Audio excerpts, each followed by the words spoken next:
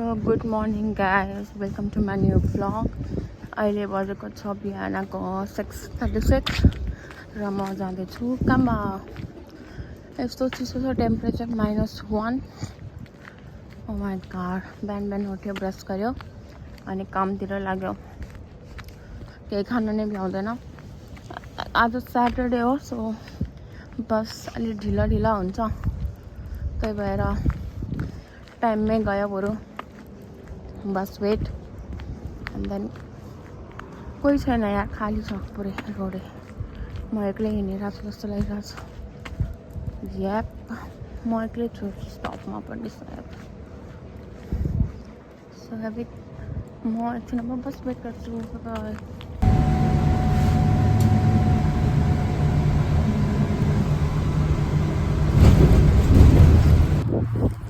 Okay guys, त काम सकेर म घर जाँदैछु। अलमोस्ट म घर पुग्न लागिसकेको थिएँ, बट केही रिटर्न गर्नु थियो र फेरि फर्केर आएँ। अनि यस्तो चिसो छ कि पुरै छोड्यो। 4 बज्न लाग्यो, तर इन्भाइरोमेन्ट हेरेर त अँध्यारो हुन लाग्यो जस्तो लाग्छ। अब अर्को बसमा जानु चाहिँ 9 मिनट लाग्छ, सायद कम भयो होला। म पुरै थाक्यो कि बाप्रे, यस्तो छिटो हिँडेको स्यासेर फ्याफा भइरहेको छ। आइसहरू त पग्लिसक्यो, स्नो त पग्लिसक्यो, अलिअलि बाँकी छ। स्नो पर्छ भनेर देखाएको त थियो आज, तर परेन।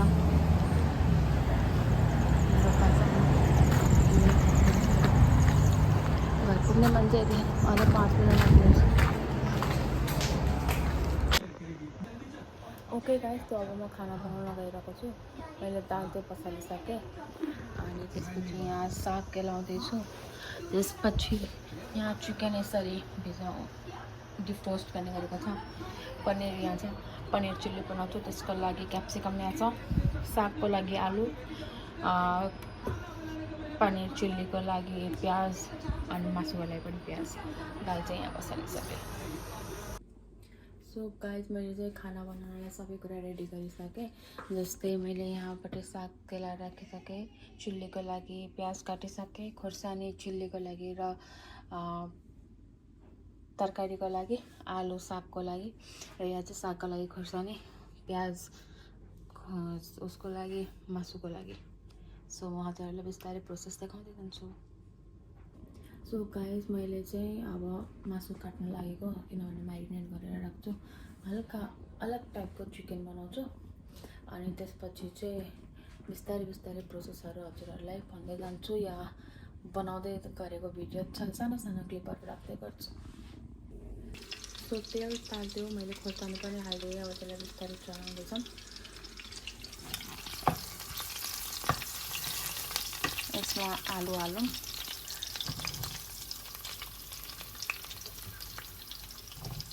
एकछिन चलाउँ। बेसार चाहिँ म अहिले हाल्दिनँ, किनभने बेसार चाहिँ एकछिनमा हाल्छु जब आलुहरू ठिक्क अलिअलि पाक्या जस्तो भयो भने मात्र हाल्छु। यसलाई बिस्तारै चलाएर 3-4 मिनट चलाउने अनि त्यसपछि मात्र बेसार हाल्ने। सो मसँग चाहिँ यहाँ 3 टाइपको चिकन छ। यो चिकन ब्रेस्ट, यो चिकन विङ्स, यो चिकन थाई र चिकनको लेग पिस।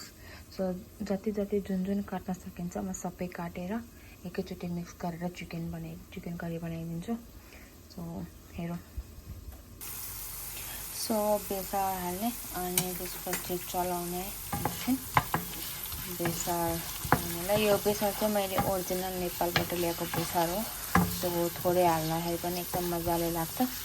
अब एकछिन चलाउने। आलु अलिकति खैरो भएपछि चाहिँ साग हालेर अनि त्यसपछि त्यसलाई फेरि चलाउने। दाल चाहिँ मैले बनाइसकेको थिएँ, भिडियो चाहिँ बनाउन पाइनँ। सो अब त्यसको लागि तड्का बनाउँदैछु। तड्का चाहिँ जिरा र अनि त्यसपछि प्याजको तड्का लगाउँछु। सो अलमोस्ट तड्का रेडी भइसक्यो।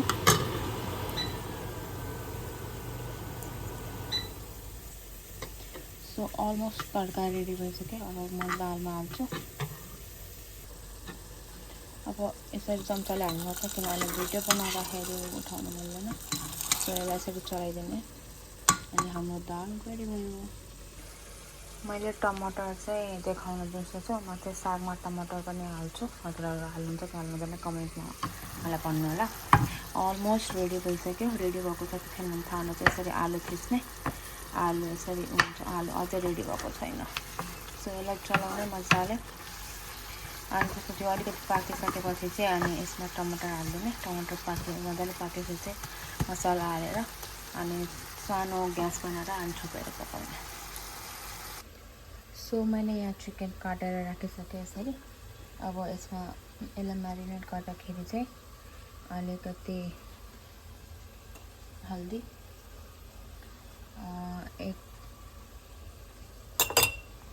सो मैले यहाँ चाहिँ चिकन काटेर राखिसकेँ। यसमा मैले अलिकति बेसार आधा चम्मच, अनि त्यसपछि 1 चम्चा र अलिकति धुलो खुर्सानी, अनि त्यसपछि आधा चम्चा कोरिएन्डर पाउडर, अनि त्यसपछि अलिकति गरम मसला थोरै, किनभने खुर्सानी राख्दा पिरो हुन्छ, अनि अलिकति चिकन मसला। अब हजुरहरूलाई मिट मसला नै राख्न मन छ भने मिट मसला राख्दा नि हुन्छ, नभए चाहिँ यति नै राख्ने। अनि त्यसपछि सो मैले चाहिँ अलिकति मिट मसला पनि राखिदिएँ, किनभने मैले चिकन मसला अलिकति सकेको रहेछ। त्यसपछि हजुर यो चाहिँ मैले नयाँ स्टाइलमा बनाएको छ। भने म चाहिँ म्यारिनेट गरेर अन्डाको सट्टा दही हाल्छु। मजाले दही हालेपछि यसलाई म्यारिनेट गर्ने। म चाहिँ हातले नै म्यारिनेट गर्छु। सो अघि म म्यारिनेट गरेपछि कस्तो हुन्छ हजुरहरूलाई देखाउँछु। सो अब अलमोस्ट साग पाक्न लागिसक्यो। अब म बिचमा टमाटर हाल्छु। म चाहिँ हातले हाल्छु किनभने खै हात धोएर हाल्छु। सो सागलाई चाहिँ यसरी चलाउने। अलमोस्ट म बिचमा राख्न खोज्छु यसलाई।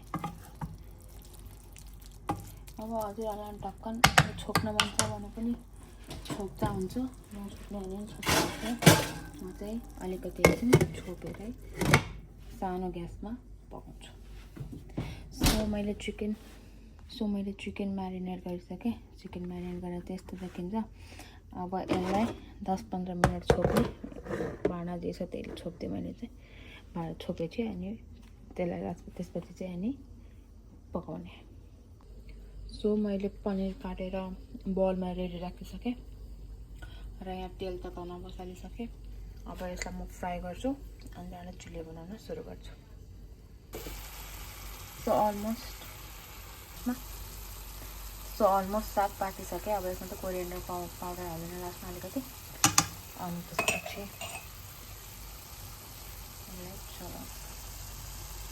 सो अलमोस्ट साग पाकिसक्यो र मैले यसमा चाहिँ कोरिएन्डर पाउडर हालिदिएँ अलिकति। अनि अब यसलाई चलाउने मजाले, अनि थोरै पानी हालेर यसलाई अलिकति पाक्न दिने मसला। अनि त्यसपछि हुन्छ हाम्रो साग रेडी। सो ओके, अब चाहिँ तेल ताकिसक्यो। म पनिर फ्राई गर्छु। अनि त्यसपछि पनिर फ्राई गरिसकेपछि चाहिँ यसलाई त्यस्तो पानीमा अलिकति गरेर राख्यो भने चाहिँ त्यसको तेल पनि एक्सेस पनि जान्छ अनि साग सफ्ट पनि हुन्छ होला। आएर मैले चाहिँ अब घरमा गरेको देखेको, ड्याडीले गर्नुहुन्छ त्यस्तो चाहिँ पनिर पुरा फ्राई गरेपछि। त्यसपछि अब चिल्लीको लागि चाहिँ यो पहिलो प्रोसेस हो। सो गाइस अलमोस्ट मेरो सबै कुराहरू रेडी भइसक्यो। जस्तै यहाँ साग रेडी भइसक्यो, पानी मात्र सुक्न बाँकी छ। मैले मसलाहरू हालिसकेँ। यहाँ म पनिर फ्राई गर्दैछु। चिकन मैले म्यारिनेट गरेर राखिसकेँ। अब पनिर फ्राई भइसक्यो। चिल्ली बनाएपछि चाहिँ म चिकन तर्फ जान्छु। सो हजुरहरूलाई म बिस्तारै बिस्तारै देखाउँछु। सो अलमोस्ट मेरो साग रेडी भयो। मलाई चाहिँ यसरी नै मनपर्छ साग दालसँग खानालाई। सो म यसलाई ट्रान्सफर गर्छु बलमा र चिकन बनाउँछु।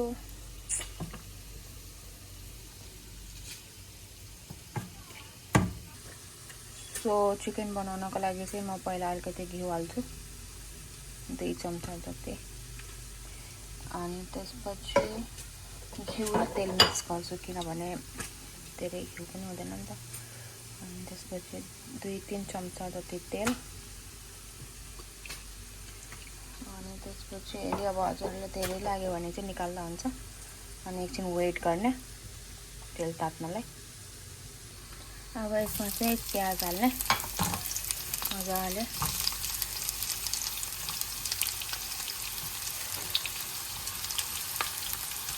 प्याज हालेर चलाउने एकछिन। यसलाई अब खैरो खैरो हुनु दिने, जबसम्म ट्रान्सप्यारेन्ट हुँदैन तबसम्म चाहिँ राम्रोसँग मजाले चलाउने।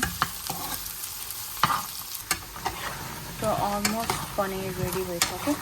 अब यसलाई म बिस्तारै पानीमा ट्रान्सफर गर्छु। यसरी पानी छ, तपाईँ यसरी नै बिस्तारै हजुरहरूले पनि गर्न सक्नुहुन्छ। सो त्यही तेलमा अलिकति तेल निकालेर मैले चाहिँ हालेँ अदुवा लसुन। सो त्यसैबाट अलिकति तेल निकालेर मैले हालेँ अदुवा लसुन। अब यसलाई अलिकति चलाउने। लसुनलाई चाहिँ धेरै कालो हुन नदिने, चलाएर चाहिँ मिठो हुँदैन।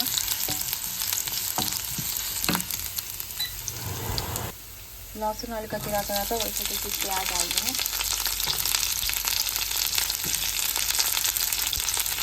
प्याजमा बेसी हजुरहरूले काटेर राख्नुभएको क्याप्सिकमहरू पनि हालिदिनु। यसलाई चलाउने।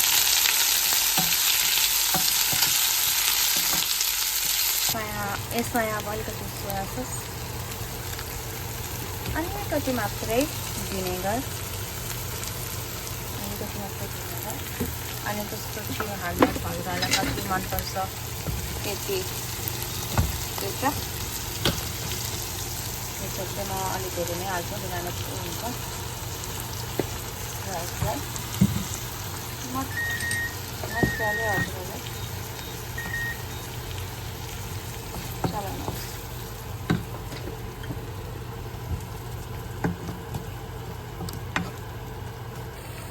चिल्ली पनिरको लागि चाहिँ हजुरहरूले यसरी रातो धुनु खोर्सानीको अलिकति पानी हालेर पेस्ट बनाउनुपर्छ।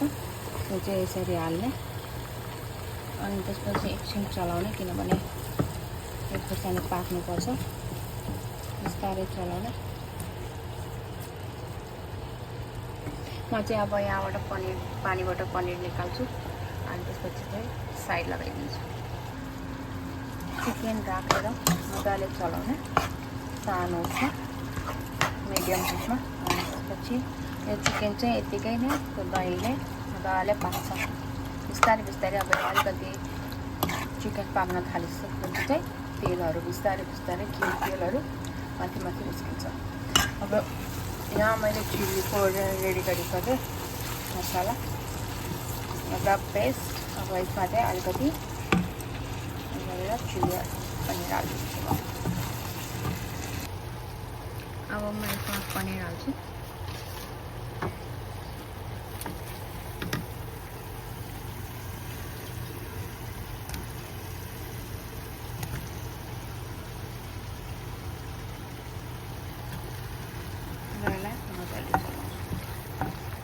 रेडी भयो हाम्रो पनिर चिल्ली। अब यसमा हरियो प्याजले गार्निस गर्दा नि हुन्छ, अब यतिको छोड्दा नि हुन्छ। हल्का पानी हालेर बोइल भइसकेपछि चाहिँ अनि ग्यास बन्द गरिदिने, एकछिन चाहिँ छोडिदिने किनभने त्यसको त्यो ग्यासको अझै तातो बसेर हुन्छ नि त। अनि त्यसले अलिकति पाकेको छैन भने पनि पाक्छ। अनि रेडी भयो हाम्रो पनिर चिल्ली। अब यसरी बिस्तारै बिस्तारै छोप्दै पकाउने। अनि देख्नुमा अघि नै केही थिएन मसला, अहिले निस्किसक्यो। अलिकति तेल र घिउ, दही पनि हालिसकेपछि बिस्तारै बिस्तारै पानी छोड्दैछ। अब मजाले सानो ग्यासमा मतलब मिडियम ग्यासमा पकाउने। अनि अलिकति पछि चाहिँ पाक्न राम्रोसँग पाक्न जस्तो लागेको हुन्छ। त्यसपछि अलिकति छोपेर अनि सानो ग्यासमा पकाउने। अनि त्यसपछि रेडी हुन्छ। अब बिस्तारै बिस्तारै चलाउँदै पकाउने भनेपछि एउटै भिडियोमा लामो बनाउँदैन। हजुरहरूलाई म फाइनल प्रोडक्टमा देखाउँछु। ओके गाइस, सो मेरो चिकन चाहिँ पाकिसक्यो।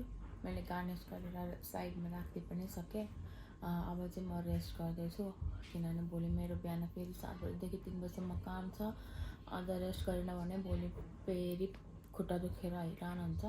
सो लाइक बडी पेन एकदमै भइरहेको छ। अहिले चाहिँ म बसेर पढिरहेको छु, लाइक फुड ह्यान्डलर कोर्स गर्न गइरहेको छु। त्यो सर्टिफिकेट लियो भने चाहिँ रेस्टुरेन्ट क्याफेहरूमा चाहिँ काम पाइन्छ भन्ने एउटा आशले।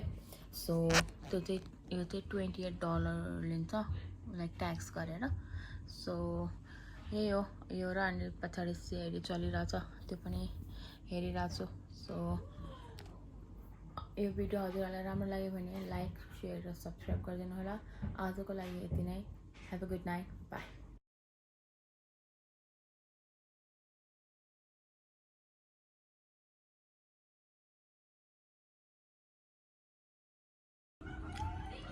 सो यो दाल हो, यो पनीर चिल्ली हो, यो सुप हो साग हो र यो चिकन हो। This is what I have made. अनि राइस कुकरमा चावल छ। Bye by.